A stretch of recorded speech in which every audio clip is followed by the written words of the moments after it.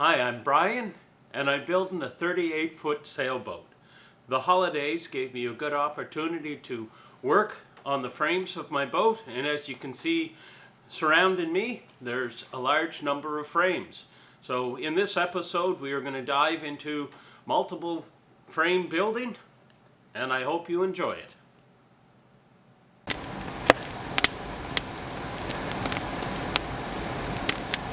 A little cold here today, so I'm burning some of the scraps that I have kicking around the shop and some other bits and pieces that I've had for a while that I have no use for, so providing a nice warm heat.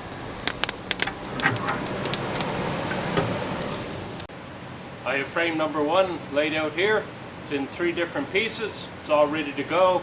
I just have to now spring my line, make my template so I'll know exactly how to round these pieces, and I will proceed to do that.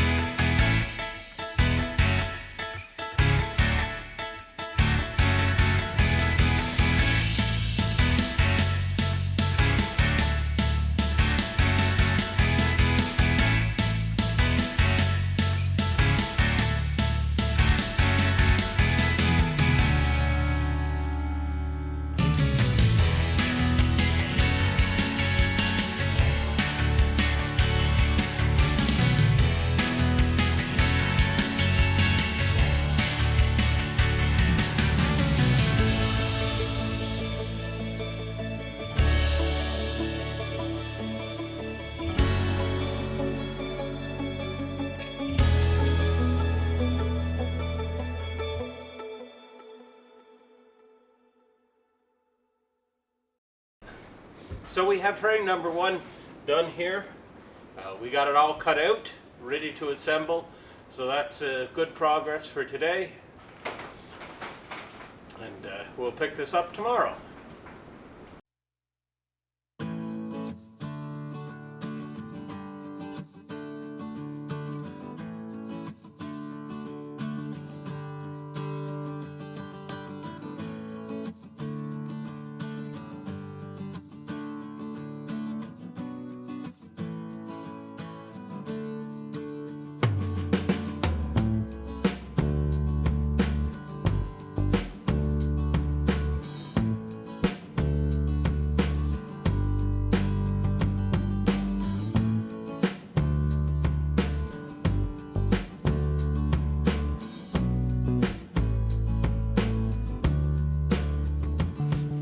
So right here is where my bid log or strong back is going to be resting on the floor. It's going to be underneath this.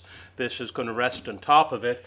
And because I want a nice good connection from this up to the frame, so as they get larger, this gets wider and wider. This one here is already 10 feet wide.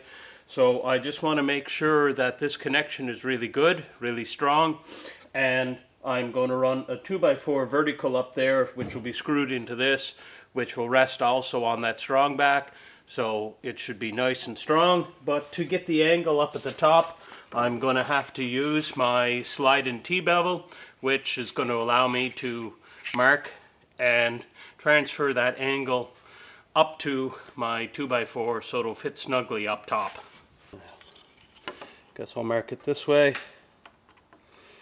which should let me run up, and I will frame in square, run that through. There should be my cut to make it sit nice. I'm not worried that I'm not all the way to the point, because I'm pretty sure I hit that other 2x8 that I put there to make that middle round part of the curve. So I'm probably going to have to trim this just a little bit.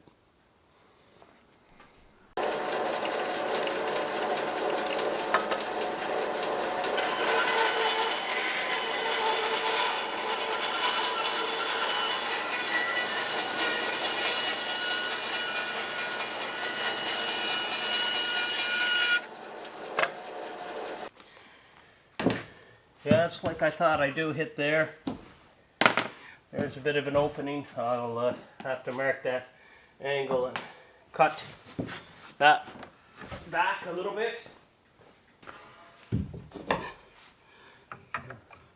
Set this, make sure I go through that point and mark it. And again, I've learned something from this. I should do all of this before I put these upper pieces of plywood on, and that way there I could visibly see it all, which would make it a lot easier. So starting with the next one, I'm going to be doing that. So I have it finished here. I'll slip it in underneath here, in between these two layers of plywood.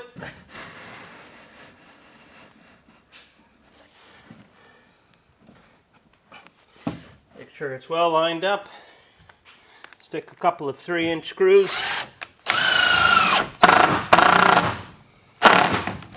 through here to hold it. And I've completed frame number 1. I've got my extra supports in where my strong back or bid log is going to be, that they're all going to rest on. I have them gusseted on both sides, and glued, screwed and glued, so those should be good and strong at all the joints. And they are just getting bigger and bigger, and they will continue to do so until frame number 7. Then they narrow back in slightly to frame 14 in the aft point.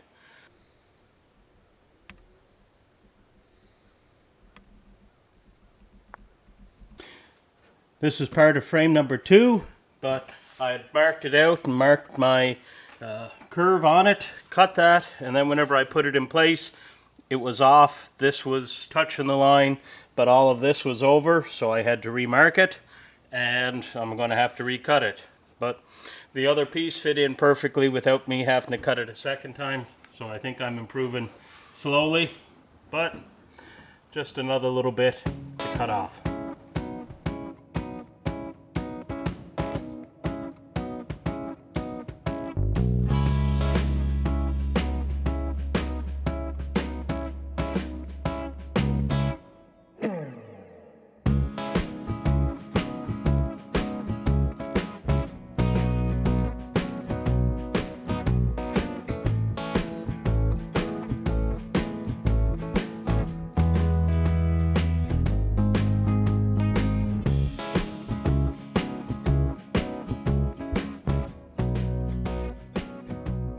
As you can see, we have the third frame built, which is frame number 2 because I have a frame 0.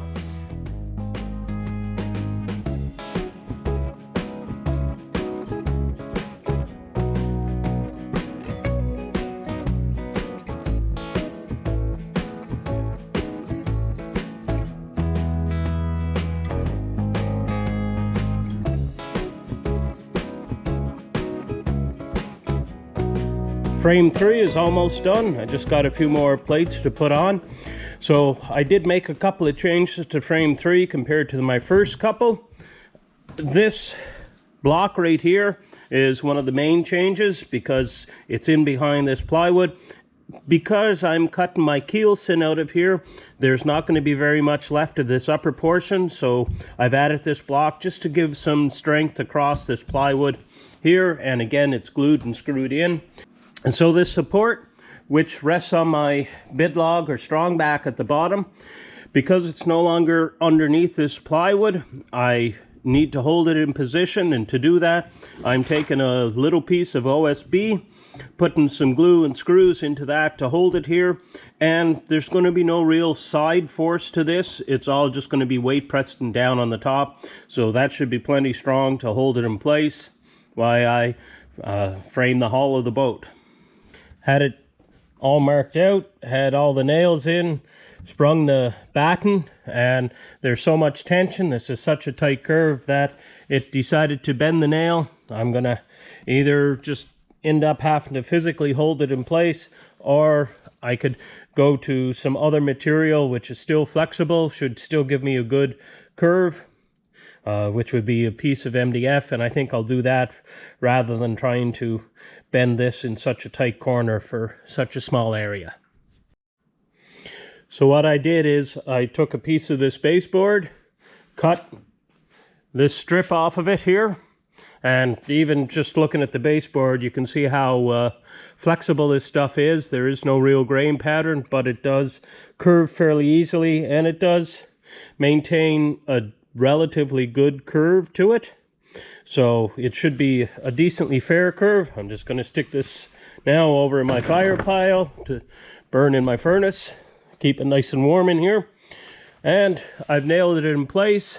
You can see it's following the curve. There was no issues, no real tension on it.